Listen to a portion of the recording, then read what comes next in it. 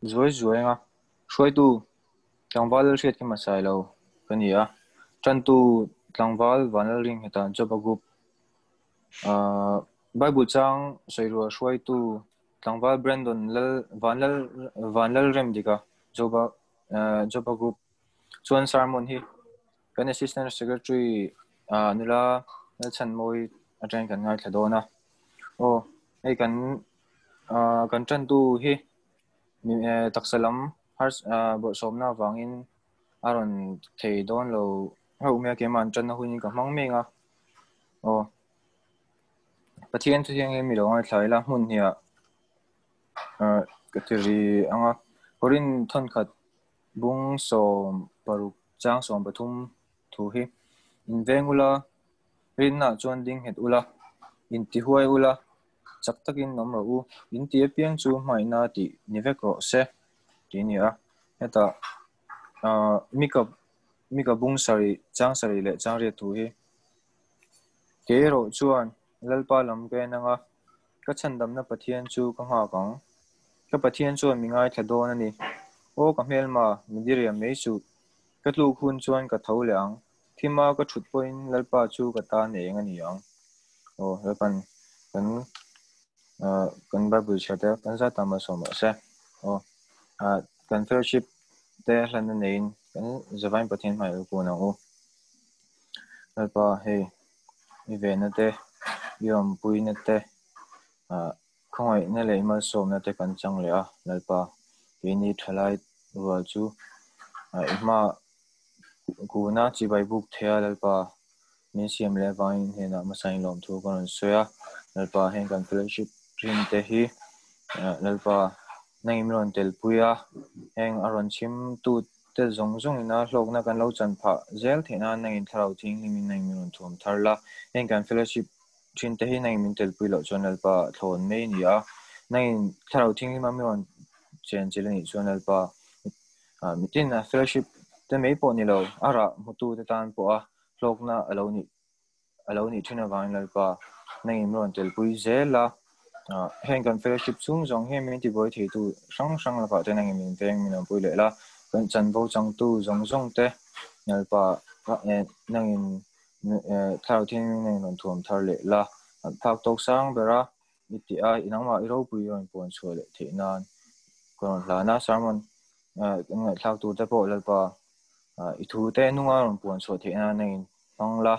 nang tram pui la tin kon di le heng kan hun zong te kan ti tu zong te ikut pharo bui chunga kon la ne chung zong chu iso kristan min kon di le amen tran chou zelila Bible chang sawirual Hruaitu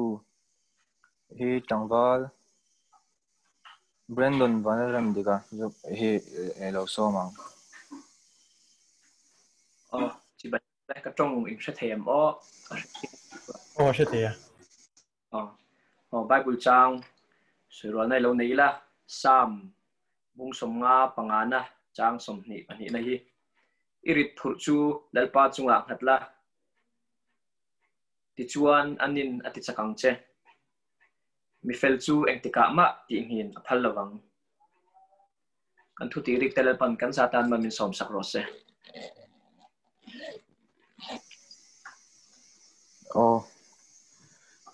program hi tam lo khop mea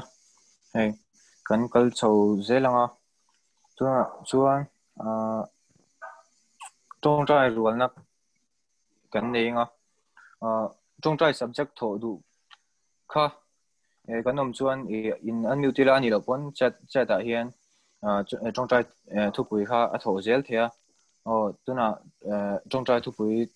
tho du nei te tan hun ni lo hong Cmcs Ṭhalai thu tong trai thu pui kha lo share the chuan kan lo viawang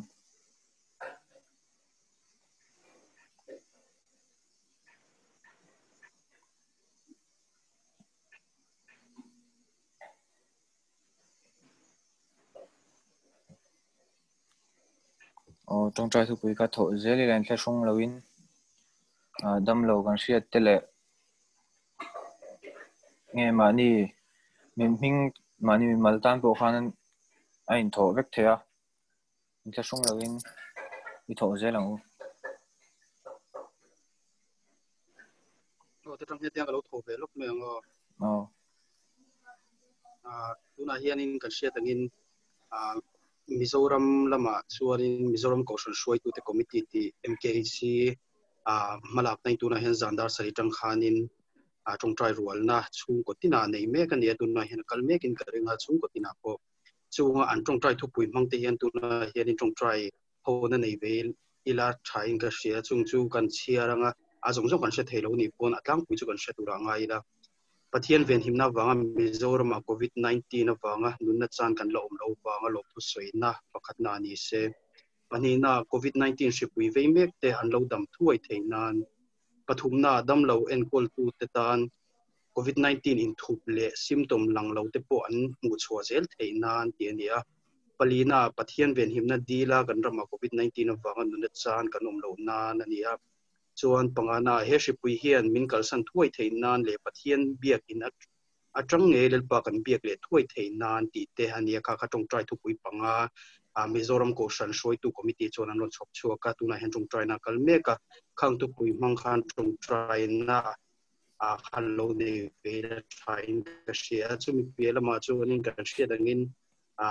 thule te omani lo chong kar le lama hianin Mizoram wa hianin local council te in thanna an nei khang an nei in thanna nei tur khan tong tak le in thanna hian nei theina tur tang khan han deal tel pokila thome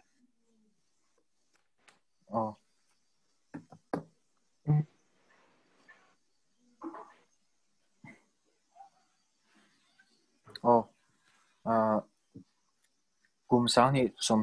atang sang ni somni chung CMCs Ṭhalai Pâwl ngeti kan soilang ve le shimshima CMCs ina missionary somthum bakhat achom zongzong te tan Ṭhalai ten amazing a hian ni toma pi puspen jali roof le reverend Elise Lava te Kolkata mizo damlo zongzong te tan ti ania tumna kum sang ni somni atang sang ni somni pakhat chunga CMCs Ṭhalai Pâwl rongbo na peng sang te subcommittee sang Ṭhalai Trian editorial board and annual project nei te thata kan hlen theinan te kan tong trai anga chuan china kan leader na ron soi Mizoram Kaushal Hruaitu Committee ina zanina tong trai thu pui tur an pon kha kalo soilang le loknga pathian ven himna awanga Mizoram COVID-19 nunna awanga nunna chan kan lom lo wanga lom thu soina kan neinga COVID-19 shupui ve mek an lo dam thuai theinan kan tong trai sakbonga dam lo en kol tu te tan COVID-19 in thup le symptom lang lo te po an hu chua zel theinan ti ni a palina pathian ven himna dila kan rama COVID-19 awanga nunna chan kan om lo nan he shipui hian min kalsan thuai theinan pathian bekin atang nge ya pa pek thuai theinan ti ni a chuan ta chata hian tong trai thu pui tu da ha he ron tar langa naomi pa puchuanga hospital dam lo mek tan ti ni a Rafael malsom zola kumriat cancer tata hospital o mek tan ti ni a chuan Mizoram chunga covid ve te tan naomi pa Apollo hospital azok ani chu tikhan nom zoren pui pa hi puchuana ani tikhan mani thau in an mutila atop na kha ring do lakin nei ya mitin riat tur khan tuna pathian ma kuni lo tong trang o ni pa ma tu pathian ma tu ma Hallelujah lalpa zaina lalpa nang ma lalpa Cmcs Ṭhalai Pâwl fellowship lalpa nangman na inpol na hun thatak ibiak buk thiam hi mate lalpa lu thailo mai la kal thailo chin mai la lalpa nangman hani mironom pui tata mironong kai shwai tata vai lalpa lom thu kan shil sia zaina te ngei po hian lalpa ya tegin lalpa Cmcs Ṭhalai Pâwl te lalpa fellowship nei theitur lalpa hun thatak nang miron pe a nge te po hian lalpa Hruaitu tan that takin lalpa ron hruai zela e om pui zela vain lom thu kan chen chia chutiang zel chuan lalpa hongai takin lalpa tun din huna nge te po hian chang Hruaitu tan lalpa that takin ron hruain lalpa kan zai ho tu te le lalpa i thu kan lai thak tu ra te po lalpa nang miron om pui zela miron kai hruai zela chang zel chuan lalpa zaina hian in kolkata kan mi zo unau te shang om te lalpa ma thenin atharin ikuta karon kol te le a lalpa damna zakna shisel na te lalpa nei miron pe zela chutiang zel chuan khongai takin zaina te ngai po hian lalpa KHC na lalpa he ahman me ka te po lalpa coronavirus lakat do te pa mek te le lalpa lo tong om the lakat te po lalpa event himna i om puina i kai shwa na karon deal zela ni lalpa zaina te ngai po hian lalpa now sen Rafael tan te lalpa karon deal sakata ta hospital la cancer natna ka fa ngai den kol na me ke no mani a ang zel chuan lalpa put chhuwa na tan te lalpa karon deal sak le okay dai na hian lalpa khongai takin a thari lalpa heng kan dam lo te lalpa karon chong trai sak te koi ata kan mizo nurse mun shang om te to kata hospital a te le lalpa mizoram lama te manipur lama te lalpa shang om ma lalpa khongai takin lalpa heng emi te lalpa nang ma lo om pui tlat te zela lo ka shwai tlat zela lalpa thi sen thiang be lalpa to na lalpa kan nurse te kan frontline worker te lalpa thai ma karon kol ti le boke damna sakna shisel na lalpa lo nei ti zela anti chan an rom bo na chan hi lalpa i shiat puya chuwa chan khongai takin lalpa lo om pui ta tam se lo hun him ta tam se lalpa tang se chuan lalpa zaina te ngei po hianin Calcutta Mizo Christian Service Ṭhalai Pâwl te lalpa fellowship nei theia lalpa ke hi te miron la da vai lalpa lom thu kan shil cha internet connection chak anon dila lalpa khongai takin hengan program te poi lalpa i shiat na lalpa i om pui na i chen chen na karon chan zel thena lalpa kanon la ne i duang zo kanung tu nai miron pui zelang se i duang zo kanung turin lalpa nang i miron pui zela he kan rong bol na chan hian lalpa mimbal ro pui to lama Cmcs Ṭhalai Pâwl ro pui to la nang ma chau lo ro pui to churin lalpa karon dilin isu kan fellowship te kan in khom na hian lalpa miron om pui zeng se miron tel pui zelang se chumi tan cha lalpa kan thilung zo zo in kan faka che kan choi moi che kan som che ni lalpa kan som che ti tak se tin kan som che ingkim kan tiro pui nan long di ze lang se long di ze ro se so zong zong che fa pai so krista min karon dilin kan tharau kan zain ko ta karon kol ti re amen man kan tang kai sak je turin kan tin kan ke che a member he program on chin tu zong ong ken pa nang ma ne na kanin po a nang ma ne na kanin zom na pa he program ong ten kan ti al je la la pa nang ma chak kan tak tak walon che te thong ai atin heng program ti da pa kan kai sak je tin kan che ni voi na nge polan pa kan program bulin tran sak pa kan to pa to ken no paช่วยละอิทุจ่ากันไปครับแต่การนั่งมันจ่ากันเรารวมสมละเป็นเราปากันสามัญสกุลตัวกัน Asst.Secretary ก็เลยปาเองบวชเสร็จเลยนักเรียนมาเลยสมาเองปุยาที่เป็นใช่ดิก็ช่วยส่วนกันเองใช่อาเมนอาเมนโอ้ตัวน่ะชวนกันโฮสกุตาฮันคุณโลไปเลยลกกิละประเทศฟักกันประเทศฟักนะกันเราเนี่ยกันโฮสกุตาฮันเอาคุณกันละเนี่ยฮัลโหลก็ช่วยช่วยเทียมวะช่วยเทียฮัลโหลมั้ยแม่tối tênหุ่นกันบังเวลก็ง่ายไรคุณเด้งวะกันตานจาตวนวันรำกงคารอนอา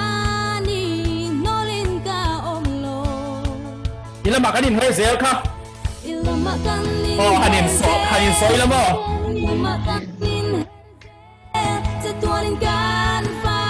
ฉันรู้ตบสิคันอิดซูมเร่งหนึ่งซูมประเทศเราคุยนั่นสักวันนี้ครับ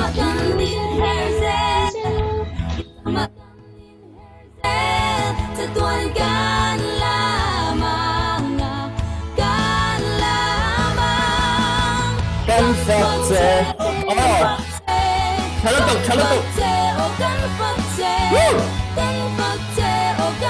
thì kan kanin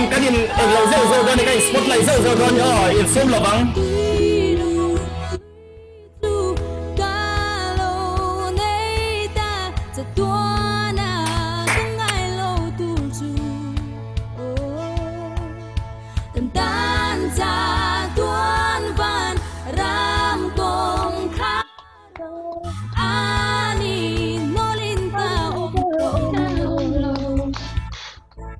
Ilamakan in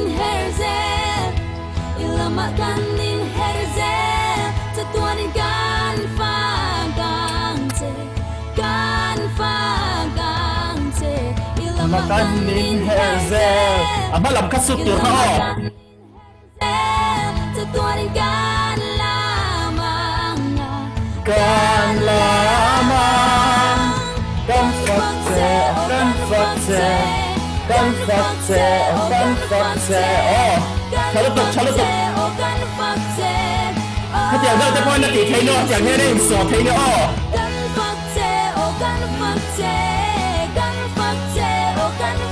chalatok thôi vậy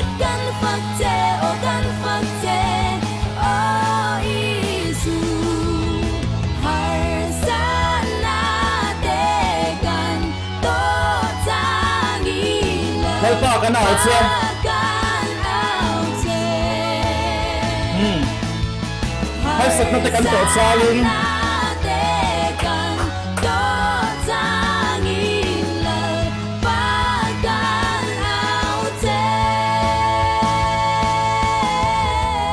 hãy subscribe cho kênh Ghiền Mì Gõ thu oi na nun kan zer ngai thu oi na nun vei lama ti son vei lama kala ding lama ti son ding lam kal zel toin pathian ta na thu oi kan ni na ngin mo thu oi na nun kan ni ngai ni pathian ta mo nangin vei lama ti le vei lama kalin nangin ding lama ti le ding lama kalin lo min zuangin tui nung zuangin nangin vei lama ti le vei lama kalin nangin ding lama ti le ding lama kalin lo min lamin tui nung luya lamin nangin vei lama ti le vei lama kalin nangin ding lama ti le ding lama kalin Avin tui nung luya avin nangin vei lama ti le vei lama kalin nangin ding lama ti ding lama kalin lo zuangin tui nung luya zuangin kan fakse chalatok kan fakse isu kan fakse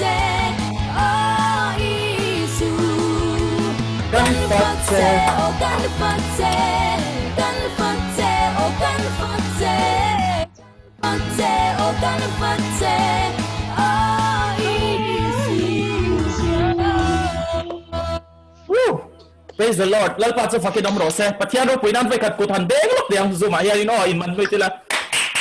Du. Tinghan kan shwai tu kata kan hun sa ran plan le.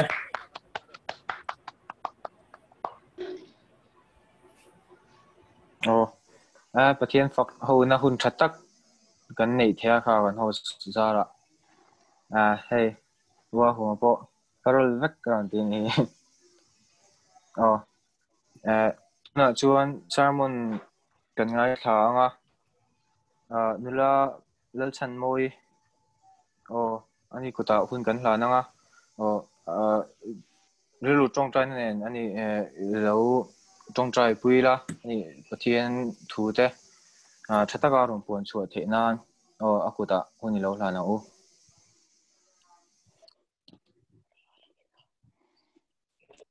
Chết thì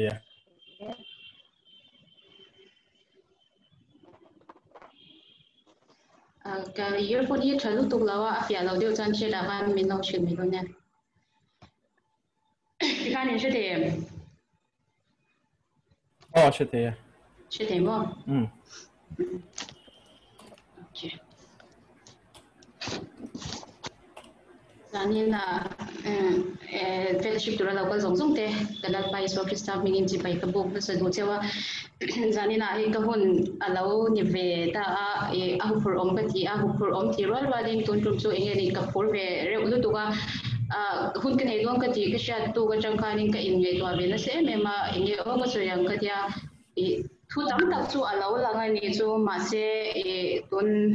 ka career ru lang yan ber chu rongbol na kan rongbol na chungchang hi zanina soi chwa kan tum don ani a kumbula soi om tak ani tipo kan noti me thi ma se pathian rongbol na hi kumbula ni emo kum to pani emo kum lai ho da ni emo angai reng kan pathian hi angai reng ani ti kha zanina hian shethari la chu wangin zanina thupui te chu kan bua ve a ma se ka thupui bo ang ta khanin engeni le karon soi chhuak thiam kher lo me theya ni ma se la khang zong zong a khanin pathian chu anin alo her le rem vek tora ka nga ya pathian puta kan top many so anin ama sa verin pathian thu thiang him chian ni lo ngai thai ila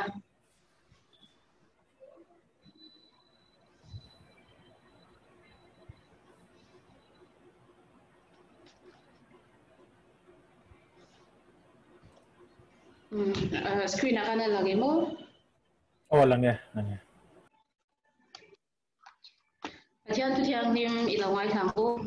Joshua bung som ni pali chang som pali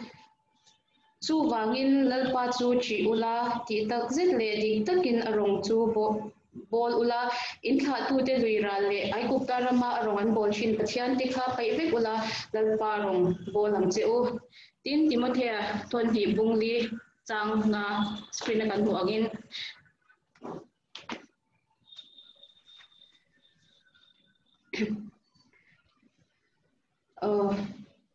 nang iro chu engki ma phim purla shom la chanchin thashil tu lam na thokla irong bol na kha lenro tin Jeremiah bungsom ni paria chang som thada taka lalpa na thok thada taka lalpa na thok chu an chedungin omsela tile hebrai bung ruk chang som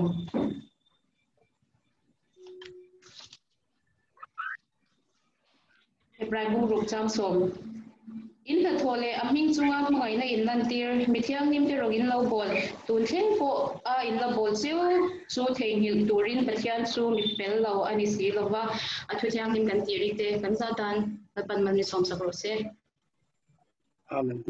ilo chung chayang o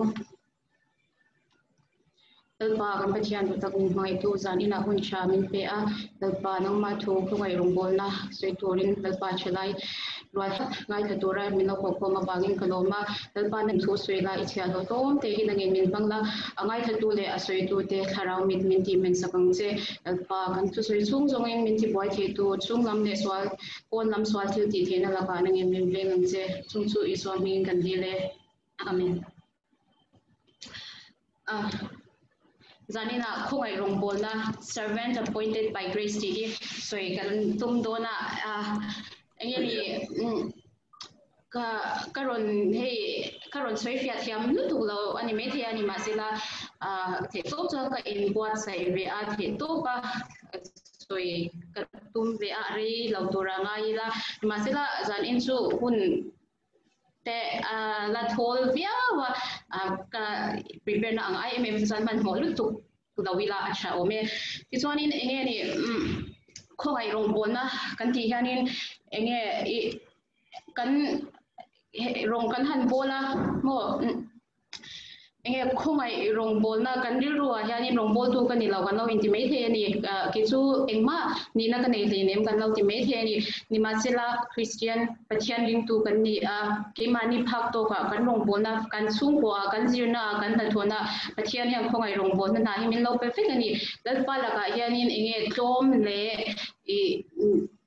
asang le ate lua hi rong bol na hi om lawa chu wangin chu rong bol na chu enge zanina kan han soi ho do na ni enge khongai rong bol na chu enge ni di hi ma sabira han eng lo han tum ta ila kan ngai tua na kan lo ngai tua me thi enge khongai rong bol na chu ni kan enge ni enge question ne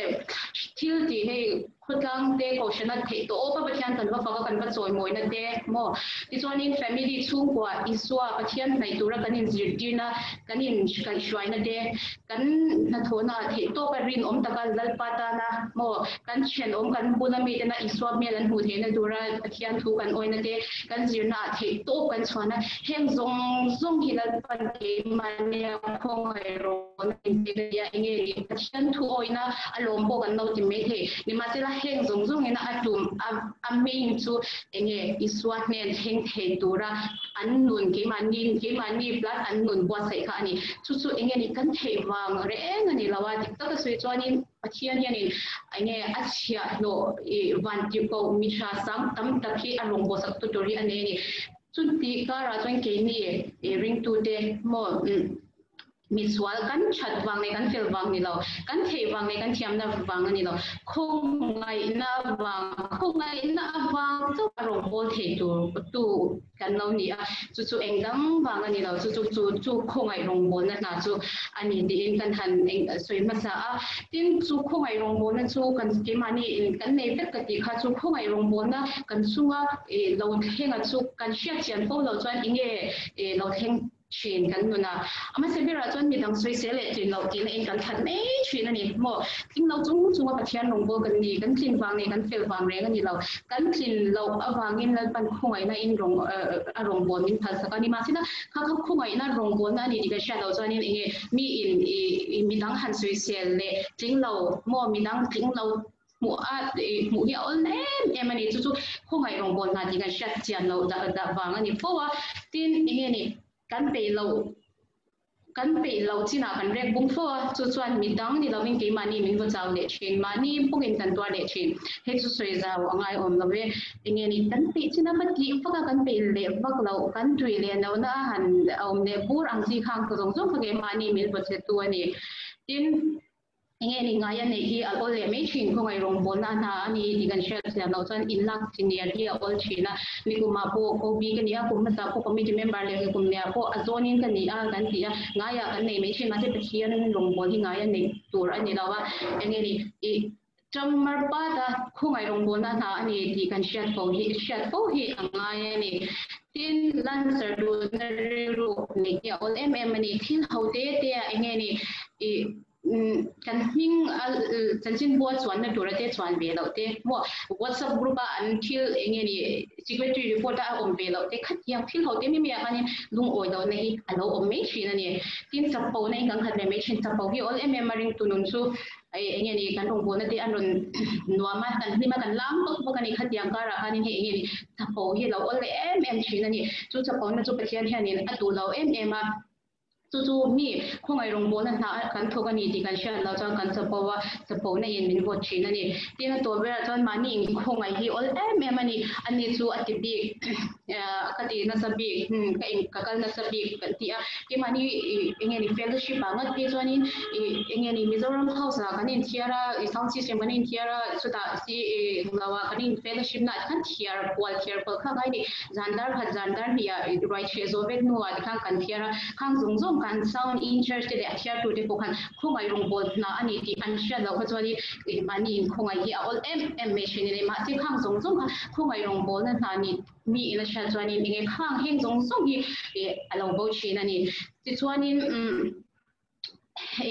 hey lo bo hi enge ni ki mani nge to na tam ta lo ru tang ti garing ma se ka heng ho hi kan ron point the ti chu ani a ti chuan in rong bol tu nun ring tu nun he enge ni ring tu nun hi lem te han en le ta ila ring tu nun mo rong bol tu nun chu eng ting tiang nun tur nge ka chung ni che te ze le she the okay rong bol tu nun chu eng tiang nge ring tu nun chu eng tiang a tur nge ti tan kem te point kem te garon dalia ama se berton pian tharna hi apoi me pian thar lo yanin emo I rong hi to ta ka kal the rong hi thui ta ka bol the ni chu bangin mi a pian thar lo chanin rong bol ne hi enge ni a han a thei chin lo chu bangin pian thar ne hi apoi mo ema rong bol tu piang thap chata chu rong bol le athil tina anung china ni chu piang thar na chu soido ni la tak soi tu ro manga ka soi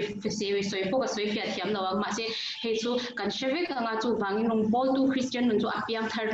tur ni ti chuan pathian thu oi pathian thu oi kan ti hian nge simple mo po kan lo ti me thia masila pathian ni na ti tura min tu kan ti ngamte ti lo tura min tu kan ti lo ngamte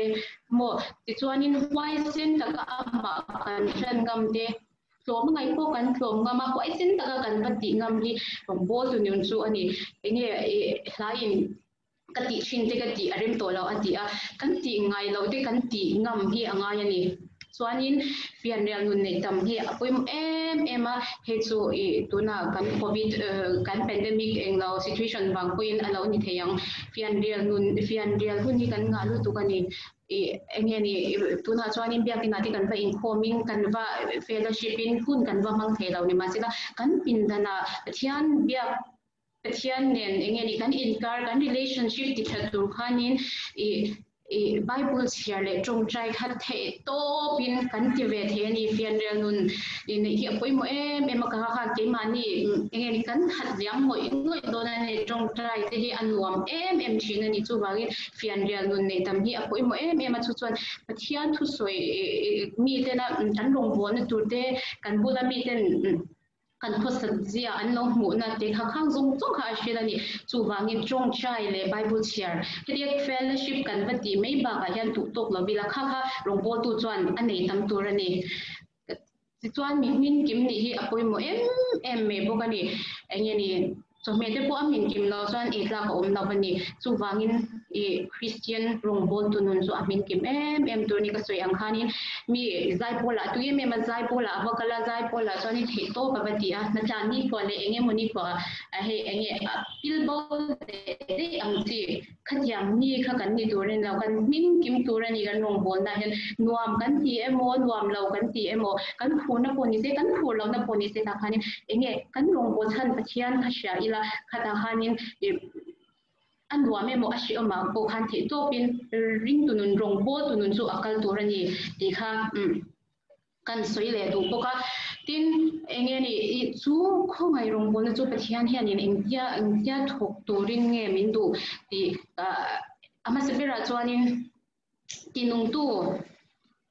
tinung tu tharau chiang nim ne na rong bol turin pathian hian min du ani mo engineer tinung tu tharau chiang nim ne na rong bol tur chuanin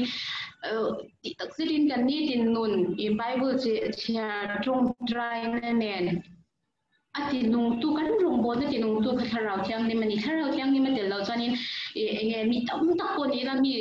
tam tak ko va in ko mai la om jani la ma se tharau chiang nim ne na kan fellowship kan hun kan pan chuanin anwam ema mi som hi te po mi la kan zaya kan hima kan lom ema ti chuan tlom na nun ne na rong bol hi apoi mo le boka enge Joba Group chang ruka hen he da screen ka ron share ang hen pathian ni mi chapote ado dala ingai thom te ro chu khongai na pichin rong bol na chiam kan kom na po ni se chu wa po ni se tom na nun nei ni apoi mo ma khobia kil ta kon enge mi chapote bola om chu ashi om ni an bola om hi a hat khak ngoi ya chu wangin tlom na nun nei hi apoi mo ma kan rong bol na ya in atru chwa than tom ngamila enge ri kan ngai dan ne cha kan ti dan pikhianin rong bol na hi akal thega bani ti hi sha ila kan ni en kan ngai dan ne cha kan ti dan pak lo ko thu aron chuk chua aron soipon ta hanin he enge ni chum ngam in phat niam ngam nun ne hi apoi mo ma chu kan rong bol na ko nga ti po kan rong bol na enge ni ho kan rong bol ho na tinuam tu le fin taka in ngi ti al de la rong pathian rong kan bol ho the na tur kong ani ti kha kan soi le du a animation ka da se nga tinga ba na lo lan zel do pe chu ema system na mani don hi chon apa thum na chon in ti sham na nun ne hi apoi mo ani enge ni ama ka soi tu ang khan campaign lo chin le cha kan phur lo china kan joy me turani lo ring tu nun rongbol tu nun su ti sham na nun ane turani Peter he sina Bible Peter thang khat bung som kan huang yan chu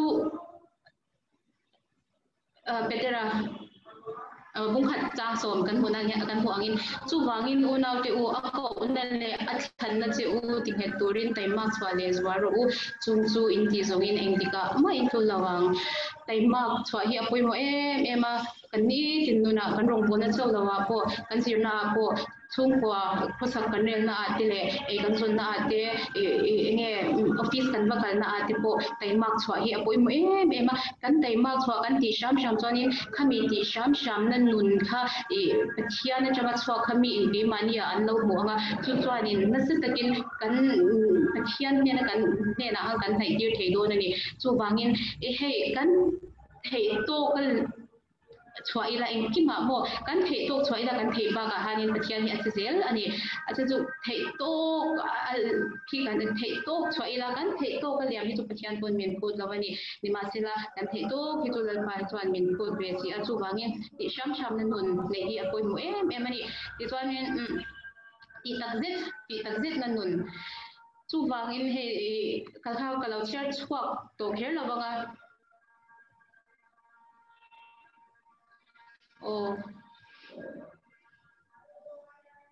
min lo she thiam lo ro mo ro ka slide thi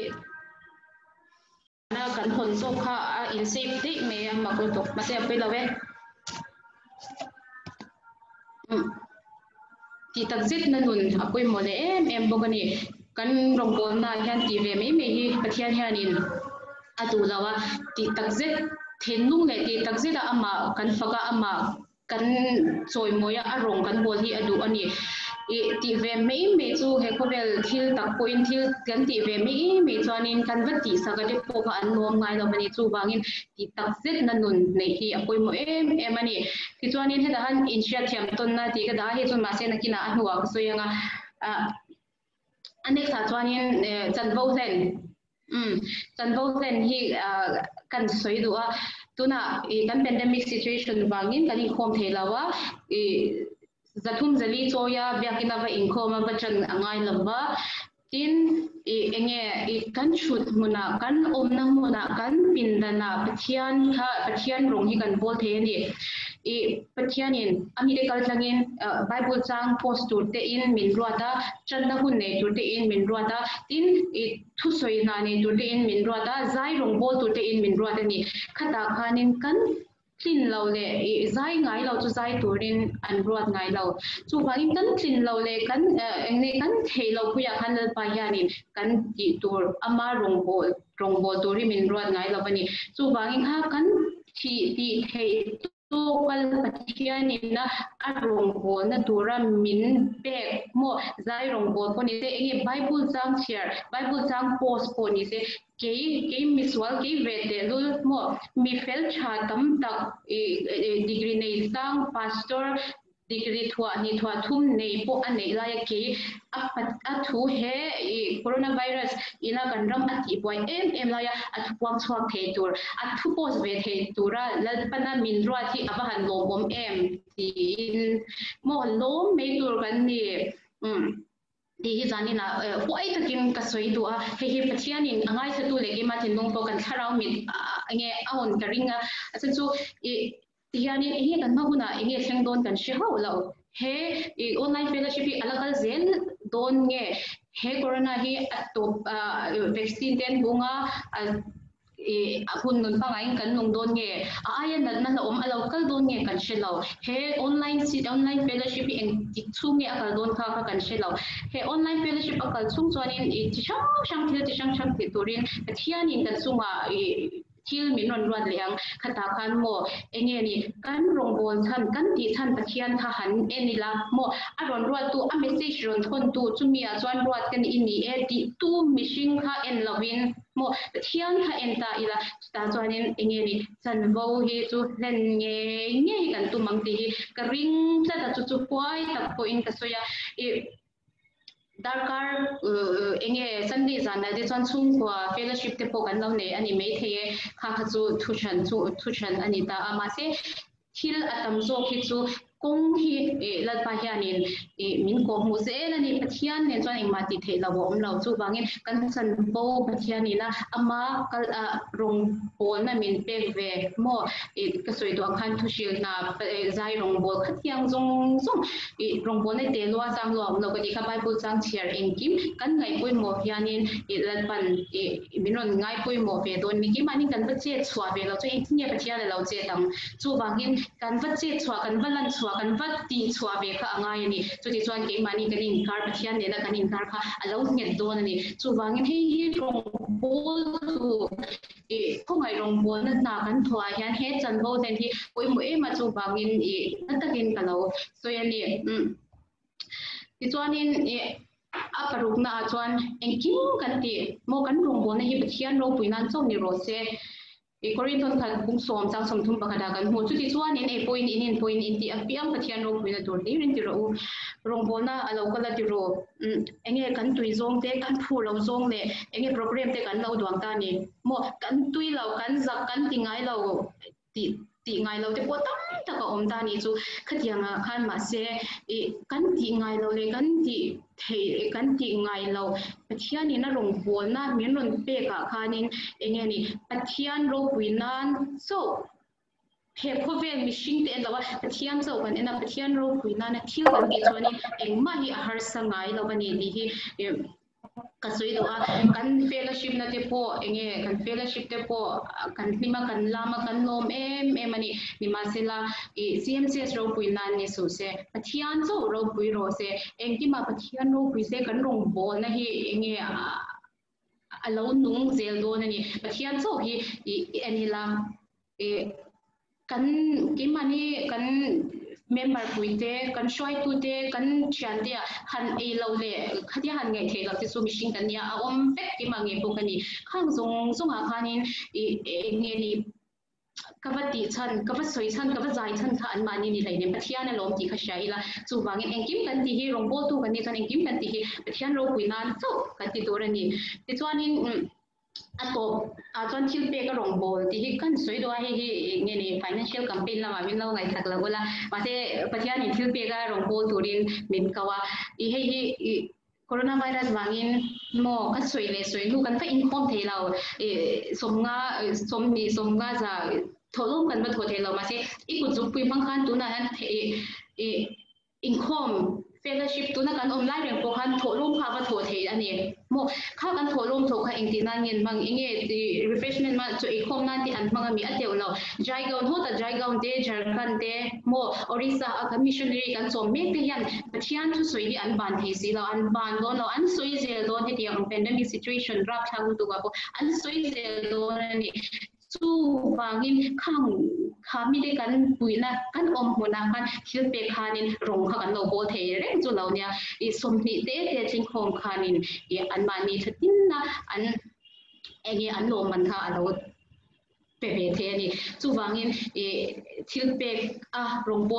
บตูรินลันปันมินกว่าจู่บางอินเฮโปเฮง่ายปุยโมเลถ้ารังโอตีฮีจานินาฮันก็สวยดูตินกันสวยเบลเดจู่กันรงโบนะกันร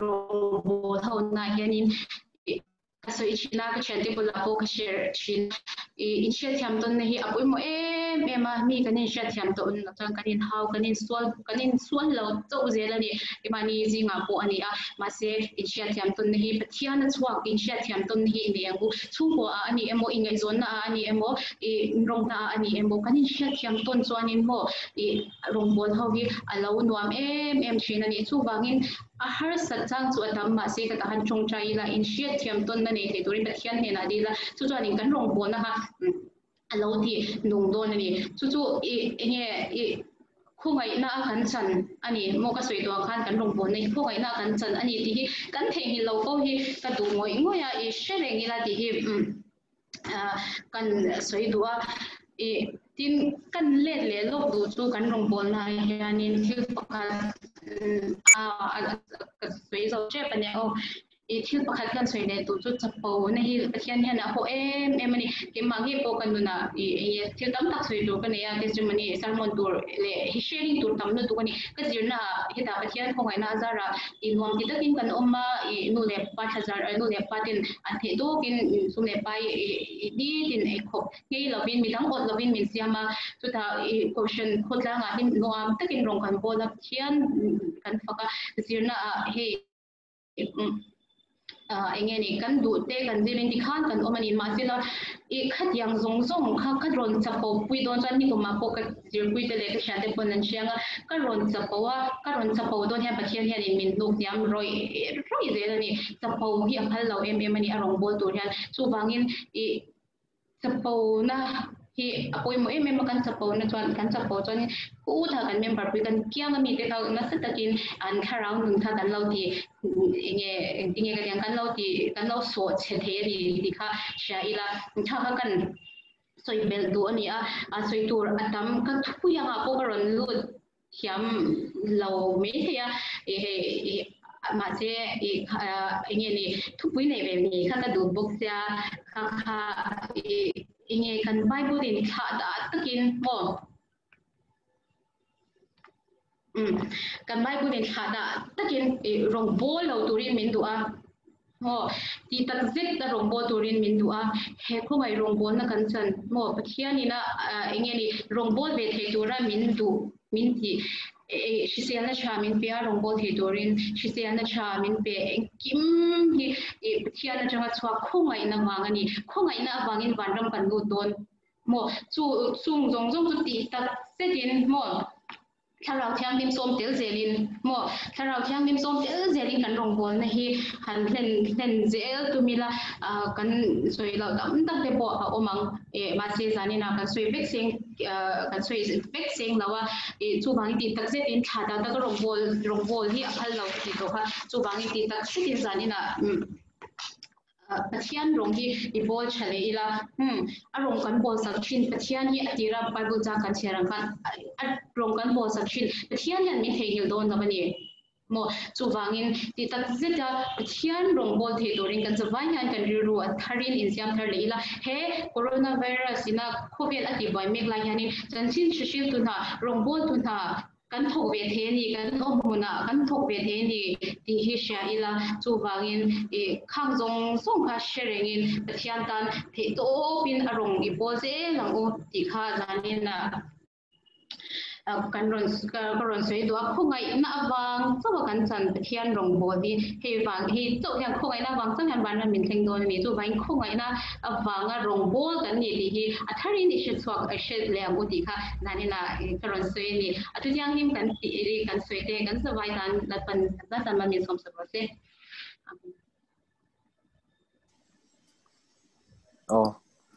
thu cha ro pui tak kan ngai thla nula chan te he join a lok thak lein ka sia kha in po cha na a tha ti sia ta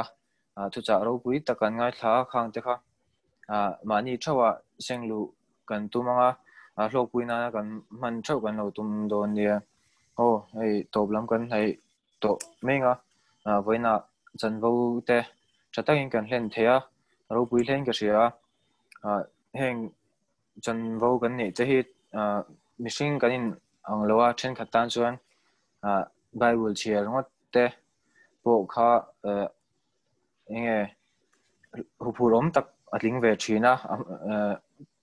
se chatakin he kan hlen zel thea aro pui hle in ka sia chuan he kan first te kan fellowship na hun chatak pathian min pe thina alomam hlen ka sia heng in mu khom na hun tha kan nei te hi aro pui zia enge thil heng kan thil thon pe kan ma somna ni zia station on leila pathian he te lom thu soinon leila trying ka sia heng angai enge fellowship in hule thea akar le kan nom te hi aro pui zia chu hei tungkar chung jong khan mi engza ti nge nu na chan mi engza nge har sana to gang chumi ni lova hei kim chumi ni lova in hukhom le thea hun tha kan nei te hi aro pui hlein ka sia thiên hiện là lồng thu mẫu sẽ tổ lâu này đón tới là lal biếc na inan mi be kila lal biếc na soi kan soi anga chuan kan fellowship chu kan lo tin to don ya itong try o kan pa na mi ning zong mo se ram lo theng lo se du zong banan tiang in lemin te o se ni tin kan nei khopin chom pe che kan chunga sual tu te kan ngai mangin nang puin kan til ti sual la mang che all tur pathen na sure le song che sual pa chuan in chandam zo ko che ramte til ti thin te ro pui te tuan ta si amen